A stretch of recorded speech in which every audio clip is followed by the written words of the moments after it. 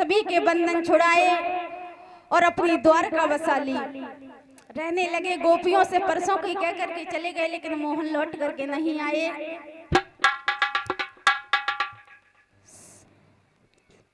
श्री सुखदेव जी समझाते हैं, हे राजन परीक्षित, एक कुंदनपुर नगरिया थी जिसमें राजा भीष्म राज करते थे। उनके 5 बेटे थे। सबसे बड़े लड़के का नाम था रुकुम, जिसकी ससुराल चंदेली में थी, जिसके साले का नाम था सुषपाल। जिसके साले का नाम सुषपाल था, महाराज के कोई बिटिया नहीं थी। जब बिटिया नहीं थी तो बाबा नारद आए। धीरे धीरे तो राजा के आंगन में एक बिटिया का जन्म हुआ।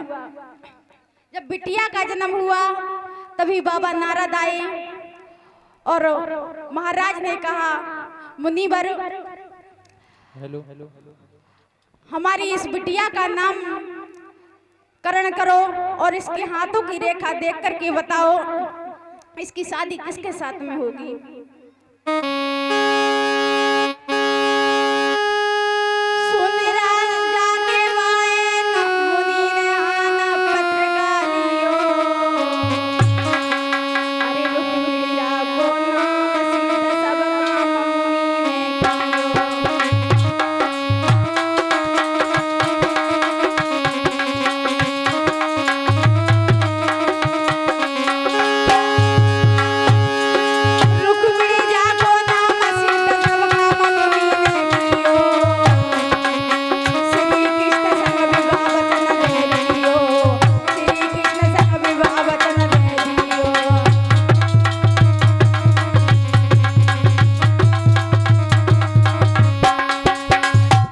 जवाब दिया, आपकी ये बिटिया नहीं लक्ष्मी है, इसकी शादी भगवान कन्हैया के साथ में होगी।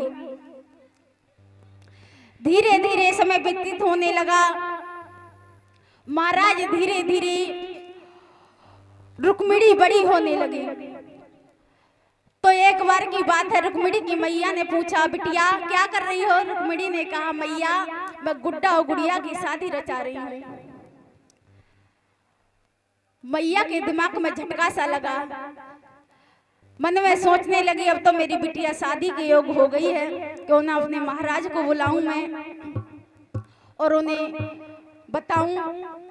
उसी समय रानी ने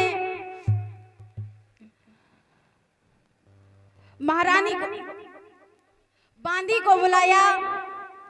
जवाब दिया, मेरे पिया को टेर करके लाओ महलों में।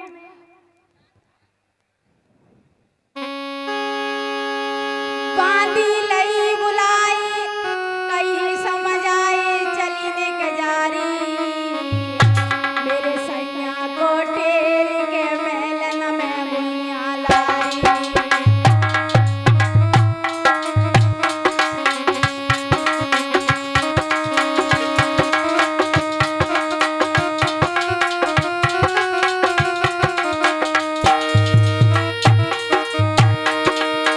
बांदी लई बुलाई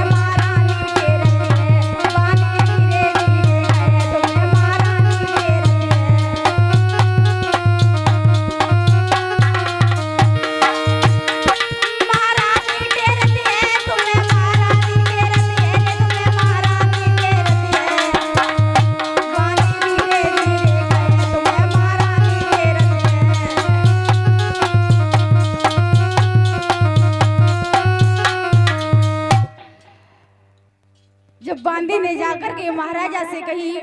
जवाब दिया, महाराज आपके लिए महलों में रानी ने बुलाया है। वहां से चले भीष्म, जाकर के महलों में पहुंचे, रानी ने बैठा लिया। जवाब दिया, महाराज आपको कुछ पता है? जवाब दिया, क्या? हमारी बिटिया रुक्मिणी शादी के योग्य हो गई है। राजा कहने लगे, प्यारी तुमने तो हमारी आंखें खोल दी। मन में सोचने लगे, क्यों ना हम अपनी कचहरी में जाकर के मंत्रियों से बातचीत करें किसी लड़के के बारे में। वहां से चले हैं, राजा भीष्म अपनी कचहरी में पहुंचे और मंत्री से कहा, मंत्री ओए पूरी सभा में ऐलान कर दो, आज राजनीतिक बातों को बंद किया जाएगा। क्यों? का कोई फिल्मी कलाकार आने वाले हैं? मंत्री हाँ, अकल नहीं है, फिल्मी कलाकार आएंगे। I am sorry. जो हमारी बिटिया है रुक्मिणी, हाँ, का होएगो? बाको बुखार आएगो का? बेवकूफ, बुखार आएगा बिटिया को, तुझे अच्छा लगेगा? ए नहीं महाराज, मैं तो जैसे सोच रहा हूँ, मैं दवाई डिब्बा ला दूं। दवाई को डॉक्टर यही, रात में दवाई की जरूरत नहीं है। पूरी सभा में ऐलान कर दो, क्या? हमारी रुक्मिणी शादी के योग्य है। तो पूरी सभा में ऐलान करो। सुनो, कहिए। भैया जिन की शादी नहीं हुई हो वो एक साइड में खड़े हो जाए, आज ब्याह करवाओ जो सब। मंत्री ए महाराज, मैंने तो सही कहा, जिसकी शादी नहीं हुई उसकी शादी कराई जाएगी। तुम तो पूरी बात सुन लिया कर पहले। तुम तो चिल्लाए पत्थों मुंह पे। मेरी बात सुनाकर पूरी पहले। हाँ हमारी जो बिटिया है रुक्मिणी, हाँ, पूरी सभा में ऐलान करो। क्या? अगर किसी की नजर में कोई अच्छा लड़का हो तो बताए। अच्छा, हाँ, तुम्हारा लड़का तो है। कहाँ है लड़का? तुम्हारी आंखन के सामने है। कहाँ? देखो इतने के तो बैठो है। कितने बैठे हुए? देखो सही से किधर देखो। देख, किधर महाराज इतने ये देखो, किधर देखो इतने ये महाराज, वो देखो वो किधर किधर है? जो इतने कहाँ है? हमें दिखाई नहीं दे रहा है। क्या महाराज? मतलब तू अपने आप को बता रहा है? ना ना महाराज, तो मुंह में क्या कमी है? तुझे अकल नहीं? क्यों? अपने आप को बता रहा है तू? ना महाराज, कोई अच्छा सा लड़का बता मुझे, घर भर अच्छा होना चाहिए उसका, देखने में सुंदर हो, ठीक सांवला हो, ठीक, लेकिन छवि होनी चाहिए लड़के के चेहरे पे। अच्छा। हाँ, और हमारी बिटिया 18 साल की है, लड़का कम से कम 20 या 22 साल का होना चाहिए, इससे बड़ा नहीं होना चाहिए। अच्छा, हाँ तो महाराज हाँ, 6 साल के 3 काम कर जाएंगे। बेवकूफ, उसके लिए पति चाहिए, बच्चे नहीं चाहिए। हैं?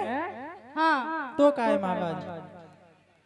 तो महाराज 10 साल के दो। बेवकूफ, दिमाग नहीं है तेरे पास। क्यों? दो का क्या करेगी बिटिया? ए महाराज, एक रोटी बनावे हो तो एक सेक है। बेवकूफ, कोई अच्छा सा लड़का बता। अच्छा, हाँ, उसी समय कोई कहने लगा कि दुर्योधन सही रहेगा। राजा ने मना कर दिया कि नहीं, दुर्योधन बहुत बड़ा घमंडी है। उसी समय महाराज का बड़ा बेटा खड़ा हो गया, रुकुम। जवाब दिया, महाराज पिताजी लड़का है। जवाब दिया, कहाँ है? बोले, अच्छा है, देखने में भी सुंदर है, घर परिवार से भी अच्छा है, बहुत अच्छा है। जवाब दिया, बताइए। जवाब दिया, मेरा साला सुष्पाल कैसा रहेगा मेरी बहन के लिए? उसी समय राजा भीष्म बोले, बेवकूफ, वो तेरा साला है, उसने तेरी बहन तुझे दे दी और तू अपनी बहन उसे दे देगा? तो कौन सा पहाड़ टूट गया महाराज? बा ने अपनी हमें दे दी, हम बा को दे दी। तुझे दिमाग नहीं है? हैं? उल्टा रिश्ता पड़ेगा। ए महाराज, आज कुछ न देखो जाते, उल्टो सीधो सब चलते, प्राइवेट कहानी है सब। भीष्म का बेटा कहने लगा, रुकुम। बोला, पिताजी अगर मेरी बहन की शादी होगी तो मेरे साले सुष्पाल के साथ में होगी। राजा भीष्म बोले, बेटा जब इस बिटिया का जन्म हुआ था तब बाबा नारद आए थे और इसके हाथों की रेखा देखी तो उन्होंने बताया कि इसकी शादी भगवान कन्हैया के साथ में होगी। रुकुम ने जवाब दिया, पिताजी उस छलिया लफंगे के साथ में मेरी बहन की शादी कभी नहीं होगी।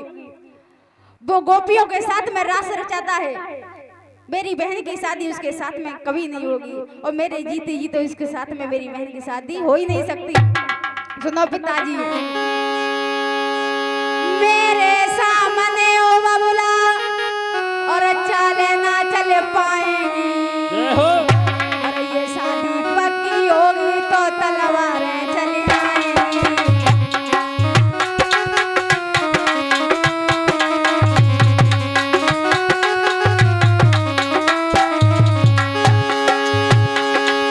मेरे सामने ओ बबुला ये चले ना चल पाएंगी, यदि ये शादी पक्की होगी तो तलवारें चली आएंगी।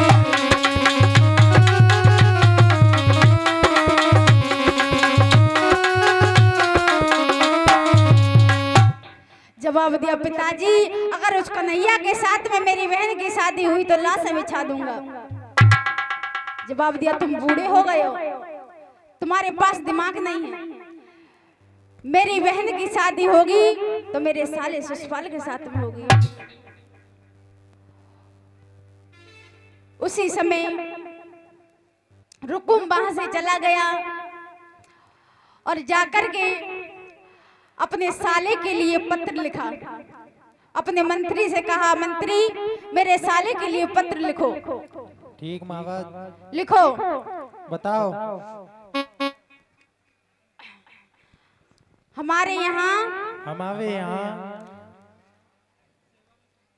सेवा में श्रीमान मेरी बहन की शादी, मेरी भैंस की शादी। क्या लिखा? महाराज तुमने तो कही मेरी भैंस की शादी है। मेरी बहन की शादी, मेरी भैंस की शादी है। हाथी घोड़ों को लेके आना, एम्बुलेंस लेके आना। एम्बुलेंस से क्या होगा? महाराज लड़ाई दंगा हो सकती ना। क्यों महाराज देखो, दुल्हन एक है दूल्हा धोए तो लड़ाई को खतरा है ना।